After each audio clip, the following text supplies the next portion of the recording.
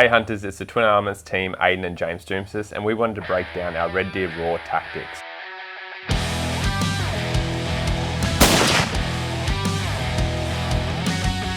When we like to target red deer, we target them in 3 separate phases. So the first one is the pre-rut phase, then leading into the peak rut phase where we anticipate they're going to be rounding up the hinds, they're going to be roaring, covering the mountain. It's a super exciting time of year, and then also leading into that post-rut period.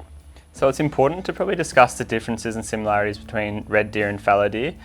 We've obviously touched on fallow deer in previous videos.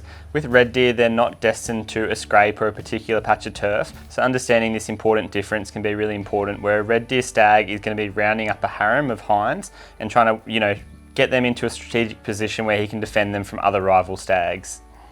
Fallow deer are very chauvinistic, so they're going to be set up on the scrape, croaking as much as they can, whereas that big old mature red stag, he's more likely to get that harem of hinds and park them up and have them sort of secluded off into a little gully, still be roaring a lot, but not roaring flat out like you'd expect with a fallow buck. So red deer roar for multiple reasons. Most of the time it's a dominance thing, trying to say piss off, don't come over here or we'll fight. But they're also quite happy to quietly be sitting in a gully, especially if they've got a lot of hinds. And that's where you can't really tell, in our opinion, the difference between like a really mature stag or a young stag from the roar. And what they're more trying to demonstrate is through their tone of their roar is maybe the feelings that they're trying to portray to another stag. So they might be saying, if the roar is just a general like location roar, it's like, hey guys, I'm over here, just sounding out, letting you know what I'm doing. But equally, it could be like that deathly guttural roar where it's just like piss off. If you come over here, you better be prepared to fight. So if you actually want to identify a stag from a roar, we recommend actually laying eyes on them, and that's why good optics during the roar are equally as important, and trying to see if that's a big mature stag or if it's a younger stag, because I've heard old stags and young stags do really super aggressive roars. So now focusing on what we like to call pre-roar, or that process leading up to the peak rut, what happens is the stags come back from their summer ranges where they've stripped their velvet and they're now coming back in with hard antler.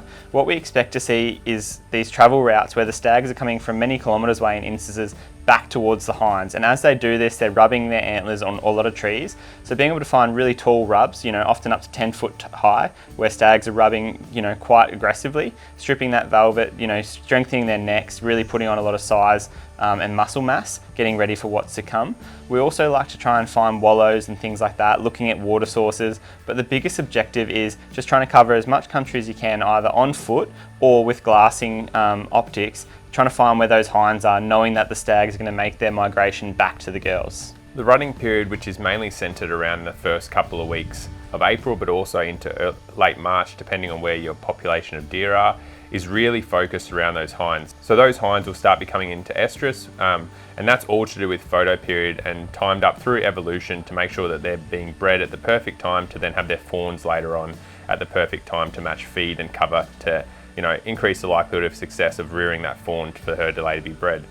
But the main thing around that rutting period is those stags are going to be coming into that hinds and forming a harem. And so the tactic we like to use, depending on how aggressive you want to be, you may do roaring, which you can often find that you'll roar in younger stags. You can roar in a more mature stag, but often when the mature stags come in, they'll actually round up the girls and have a harem. And so you find that when you're roaring, you're more actually likely to scare that mature stag away and sort of get in and attract some of these younger stags, because the younger stags are coming in thinking, oh, maybe I might be able to steal a girl.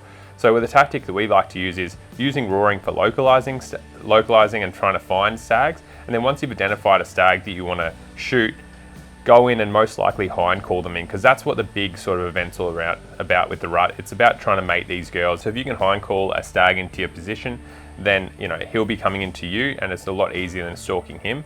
But also it's just less aggressive and less invasive than trying to roar a stag. So a demonstration for a hind call now would be or something like that. And depending on how often you want to do it and how many, depends on the circumstance that you're in. But it's definitely the tactic that I like to use during that peak rut period. What you're looking for when you're trying to hind call is just the receptivity of the stag. Like, does he sort of turn his head and make a few steps downhill? Because if that's the case, then he's obviously liking what he's hearing. He might not have his hinds round up, or he might be thinking, oh no, I've lost one of my girls from my harem. She's down there, slightly down the slope. I'm going to go and investigate. So that's where I'd follow up with the hind call and try and drag him away from his mob, or if he's by himself traveling, call him into range. Again, making sure that you're in a good spot with the wind in your face, as well as, you know, a good backdrop behind you and availability to shoot either with the rifle or bow. But again, you're really focusing on, you know, attracting that stag. So if he sort of looks, turns his head and goes about what he was doing, then the hind call might not work and you might have to try the silent approach.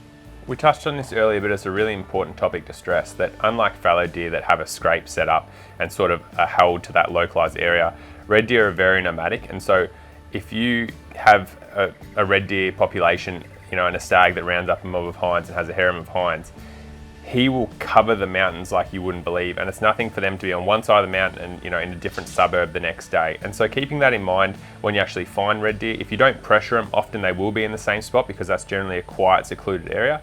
But if you do scare them, it's nothing for them to go 1, 2, 3 kilometers away to the next safe, quiet spot. So keep that in mind when you are hunting them, that they are very nomadic and they're not, you know, confined to a localized area, and they can cover the mountains quite quickly and will do so with a lot of hunting pressure. Now, there's nothing quite like having a roaring red stag, you know, doing that deep guttural roar within 20 meters. You see the steam and stuff coming out of his mouth in those cool sort of autumn mornings. Hopefully you've gathered something from these little tips and tricks sections.